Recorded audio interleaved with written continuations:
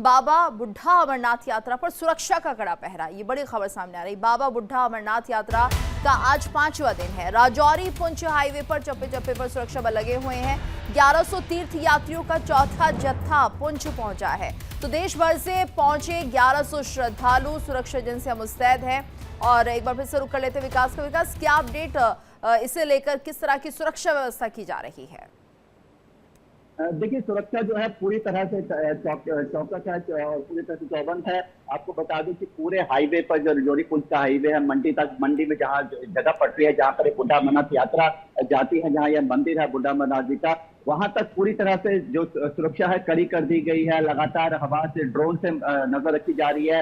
Road opening parties लगातार उस road पर सबसे पहले निकलती हैं और देखिए किसी तरह की कोई गतिविधि ना हो, क्योंकि देखिए राजौरी पुंछ में कई बार ऐसा देखा गया, वहां पर कई बार आतंकवादी के साथ मुठभेड़ भी पहले पिछले सालों में हो चुकी है। और अभी भी ऐसी खबरें हैं, इनपुट है कि उन जंगलों में, उसके आसपास के जंगलों में कई आतंकवादी छिपे हैं। तो ऐसे में किसी तरह की कोई बड़ी घटना को अंजाम ना दे पाए, इसके चलते हुए वहां पर कायदा सख्त कर दिया गया है। पुलिस, एसओजी की टीम वहां पर लगातार सर्च ऑपरेशन कर रही है।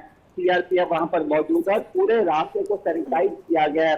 हालांकि लोग जो है वो पूरी तरह से ऑफ रिकॉर्ड हमारी बात हुई तो कह रहे उसके मन में किसी तरह का डर नहीं है। वो बाबा बुढ़ा बिल्कुल। और विकास, ये यात्रा कब तक चलेगी और कितने लोग इसमें शामिल हो सकते हैं, क्या कुछ पता चल पाया इसको लेकर?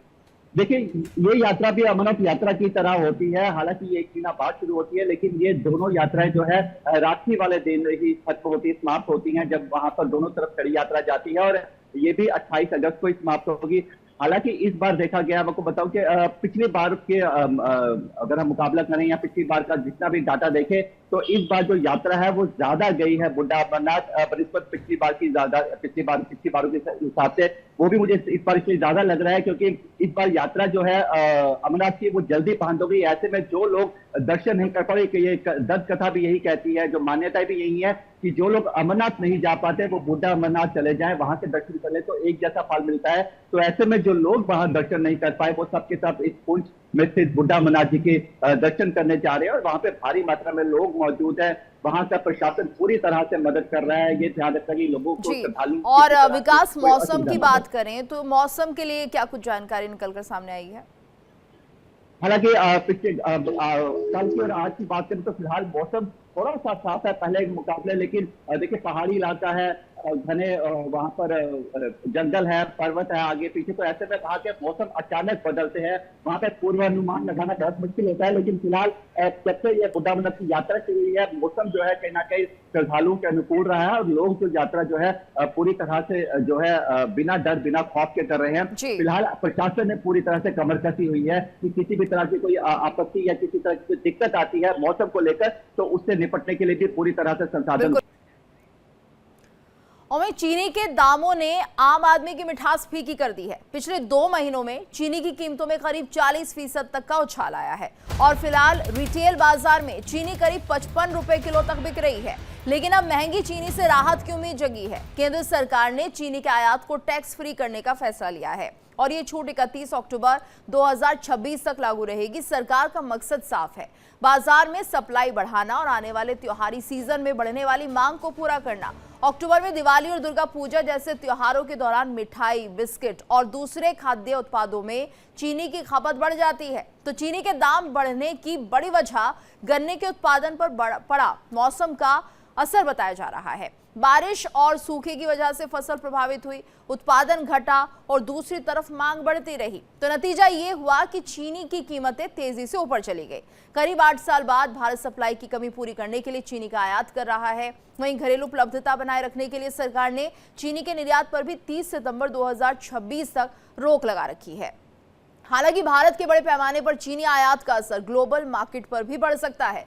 अंतर्राष्ट्रीय बाजार में मांग बढ़ने से लंदन और न्यूयॉर्क के कमोडिटी एक्सचेंज पर कीमतों में तेजी देखने को मिल सकती है। तो सवाल है कि क्या सरकार के इस फैसले से आम आदमी को चीनी की महंगाई से राहत मिलेगी या फिर मौसम की मार और बढ़ती मांग के चलते अगले कुछ महीनों तक चीनी की मिठास महंगाई के साथ ही मिलेगी।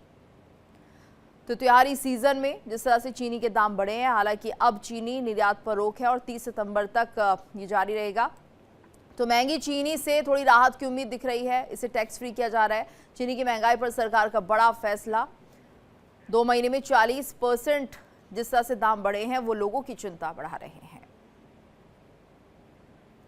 तो देखिए, चीनी कम है और सरकार का आदेश है कि 10 मीट्रिक टन प्रति महीना इस्तेमाल होगा और 1 सितंबर से 30 नवंबर तक लागू रहेगा, यानी 15 दिन के अंदर स्टॉक की अनुमति यहां पर दी जा रही है। और ऐसे में सरकार ने जो आदेश दिया है तो थोड़ी राहत देने की कोशिश भी की गई है। वहीं चीनी कम जिस तरह से लोगों के लिए एक तरह से त्योहारी सीज़न है और ऐसे समय में जो खपत बढ़ती है तो चीनी की खपत ज़्यादा होती है।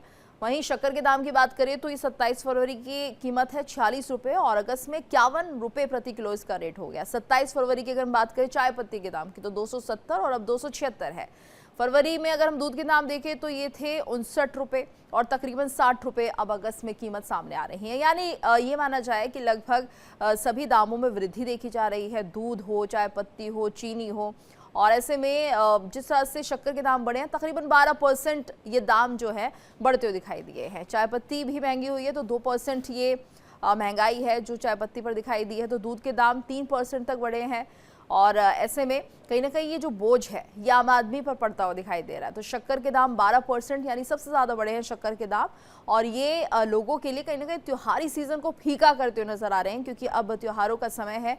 ऐसे में हम देखेंगे कि अगले कुछ महीनों तक त्योहार जारी रहेंगे तो वहाँ पर मिठाई जिस तरह से उपयोग में लाई जाती है कहीं ना कहीं त्योहारों के सीज़न को फीका करती हुई ये महंगाई दिखाई देगी। वहीं देखिए, चीनी आयात का फैसला है तो महंगाई घटेगी, दूध के दाम जिस तरह से बढ़ रहे हैं और शक्कर के दाम जिस तरह से बढ़ रहे हैं तो एक तरह से एक ऑप्शन सरकार की तरफ से निकाली जा रही है कि कुछ टैक्स को कम कर दिया जाए। चीनी आयात का फैसला है और इससे महंगाई घटती हुई दिखाई देगी जैसा कि आकलन किया जा रहा है, लेकिन कितनी महंगाई कम होगी ये भी देखना होगा। और चीनी आयात के फैसले के बाद महंगाई अगर कंट्रोल में आती है तो जाहिर सी बात है लोगों के लिए उस वक्त कहीं ना कहीं राहत की खबर होगी।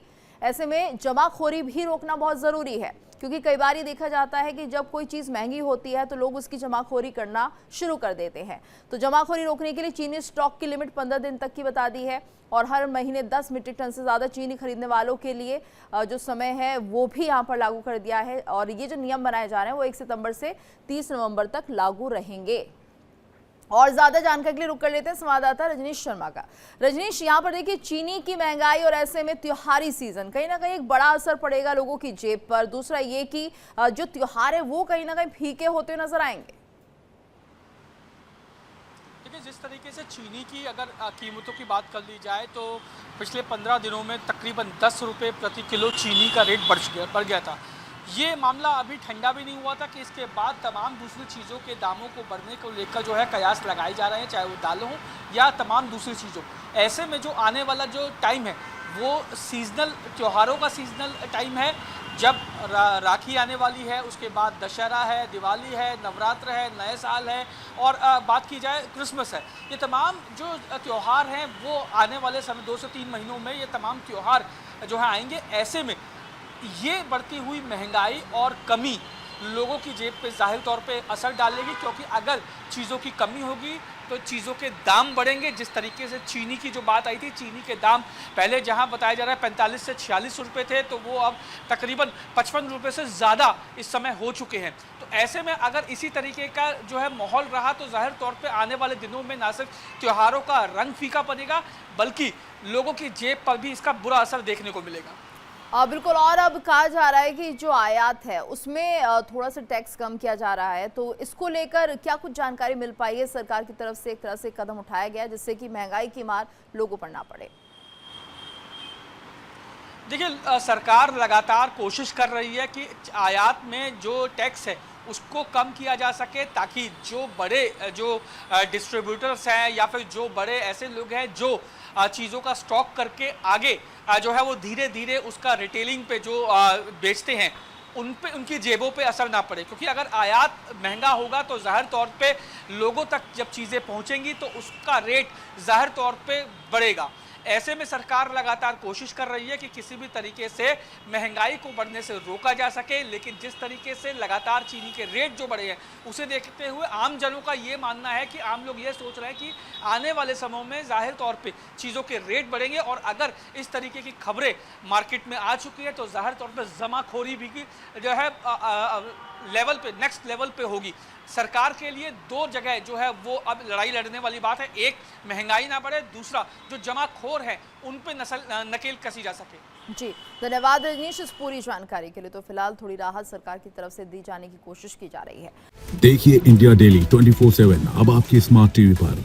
इंडिया डेली मौजूद है सभी डिजिटल प्लेटफॉर्म पर लाइव और लगातार। इंडिया डेली 24/7 हर दिन राष्ट्र को समर्पित।